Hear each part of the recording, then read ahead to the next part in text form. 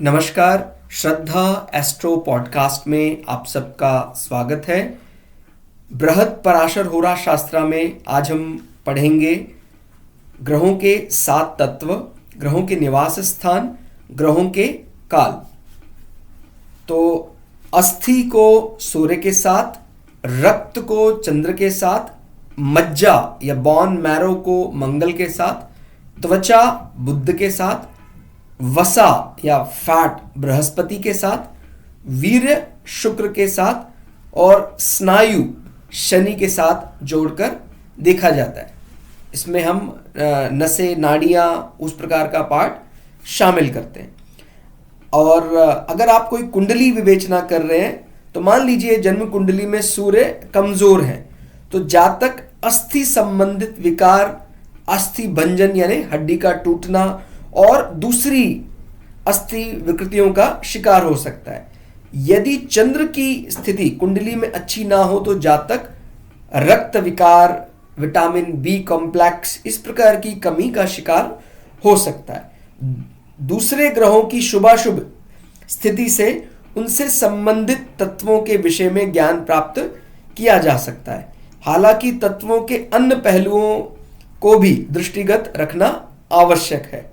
ग्रहों के निवास स्थान, सूर्य हम मंदिर के साथ जोड़कर देखते हैं। चंद्रमा के साथ जलाशय, कोई भी जल के नजदीक कोई ऐसा स्थान है तो चंद्रमा के साथ माना जाता है। कोई अग्नि संबंधित कार्य है और कोई भट्टी है, किचन जहां अग्नि जलाई जाती है, मंगल के साथ जोड़कर देखते हैं। कोई ऐसा खेलने का स्थान, क्रीड़ा स्थल, कोई स्पोर्ट्स एकेडमी जैसा कोई है तो उसको हम बुध के साथ जोड़कर देखेंगे।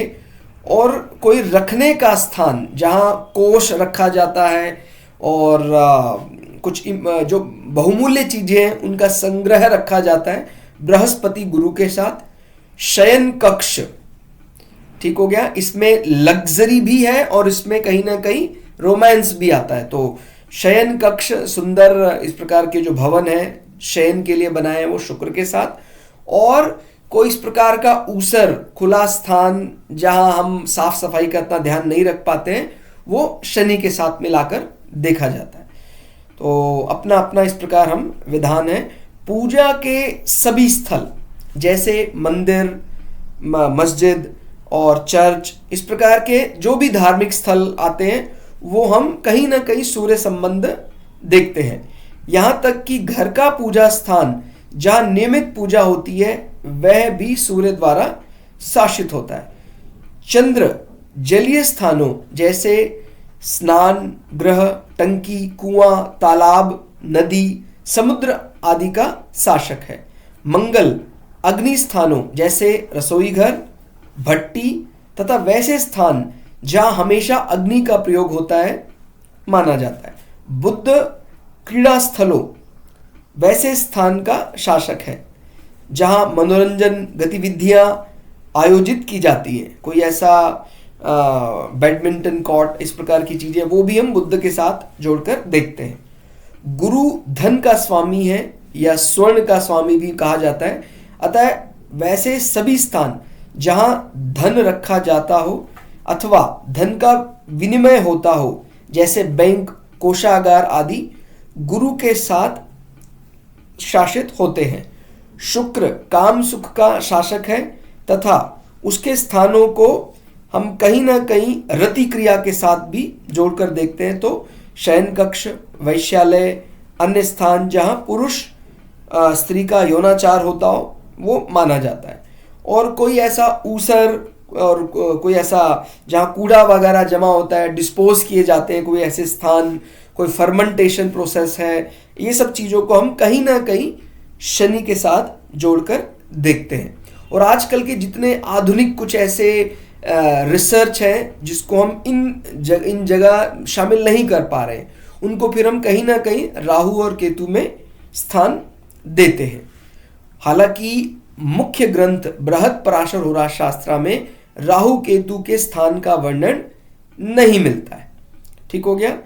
और ग्रहों के काल की अगर बात की जाए तो सूर्य आदि 7 ग्रहों का ही यहाँ काल बताया गया है। अयन यानी दक्षिणायन, उत्तरायण, और फिर मुहूर्त, अहोरात्र, ऋतु, मास, पक्ष, वर्ष, इस प्रकार ये 7 ग्रह के स्वामी माने जाते हैं। यानी सूर्य अयन के लिए, चंद्र मुहूर्त के लिए, मंगल अहोरात्र के लिए, बुध ऋतु के लिए, बृहस्पति मास के लिए, शुक्र पक्ष के लिए यानी कृष्ण पक्ष, शुक्ल पक्ष, और शनि वर्ष के लिए देखे जाते हैं। 6 मास के 2 अयन क्रमशः उत्तरायण और दक्षिणायन कहे जाते हैं। इन 2 अयनों से मिलाकर एक वर्ष बनता है। अथवा यदि दूसरे शब्दों में कहें तो सूर्य भचक्र या ज़ोडिएक की एक परिक्रमा पूरी करने में 1 वर्ष का समय लेता है। सूर्य एक अयन की अपनी यात्रा 6 मास में पूरी करता है, चाहे यात्रा उत्तर से दक्षिण भौचक्र की हो अथवा दक्षिण से उत्तर भौचक्र की हो। 14 जनवरी को मकर राशि से सूर्य संक्रांति से इनके उत्तरायण यात्रा का प्रारंभ करता है तथा सूर्य की कर्क राशि में संक्रांति तक निरंतर यात्रा रहती है। जब सूर्य की दक्षिणायन यात्रा प्रारंभ होती है तो फिर हम ऐसा मानते हैं कि हाँ ये जुलाई का महीना चल रहा है, तो फिर वो कर्क राशि में दक्षिणायन यात्रा प्रारंभ करते हैं। मकर राशि से अपनी यात्रा प्रारंभ कर सूर्य करीब 6 माह का वक्त कर्क राशि तक पहुंचने में लगाता है। इसी प्रकार इसे कर्क राशि से पुनः मकर राशि तक पहुंचने में 6 मास का वक्त लगता है। कर्क राशि से धनु के अंतिम अंश तक इसके गोचर को दक्षिणायन की संज्ञा दी जाती है। उत्तरायण और दक्षिणायन को क्रमशः सौम्यायन और याम्यायन के नाम से भी जाना जाता है।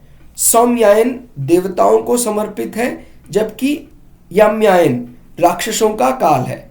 सौम्यायन की अवधि में सूर्य की आभा प्रचंड होती है और इसे शुभ माना जाता है। याम्यायन काल में सूर्य की किरणें दोषपूर्ण एवं पाप प्रभाव युक्त हो जाती हैं, इस कारण इसे अशुभ माना जाता है। मुहूर्त, एक मुहूर्त की अवधि 48 मिनट अथवा 2 घड़ी, एक घड़ी में 24 मिनट होते हैं, तो अगर हम 2 घड़ी देख लें तो वो 48 मिनट का होता है। मुहूर्त चंद्र द्वारा शासित है। अहोरात्र, अहोरात्र एक दिवा एवं रात्रि अर्थात 24 घंटे अथवा 60 घटी की अवधि है। इसका स्वामी मंगल है। ऋतु, एक ऋतु की अवधि 2 माह की होती है। वस्तुतः यह सूर्य के 2 राशियों पर से गोचर की अवधि है, अतः एक वर्ष में 6 ऋतुएं होती हैं। इसका स्वामी बुध है। अगर हम ऋतुओं की बात करें तो शिशिर, मकर और कुंभ सूर्य गोचर होता है इसमें। चंद्रमास में इसको माघ और फाल्गुन से मिलाकर देखा जाता है। बसंत, इसमें जो सूर्य गोचर होगा वो मीन और मेष राशि में होगा और चंद्रमास इसको चैत्र और वैशाख से जोड़कर देखा जाता है।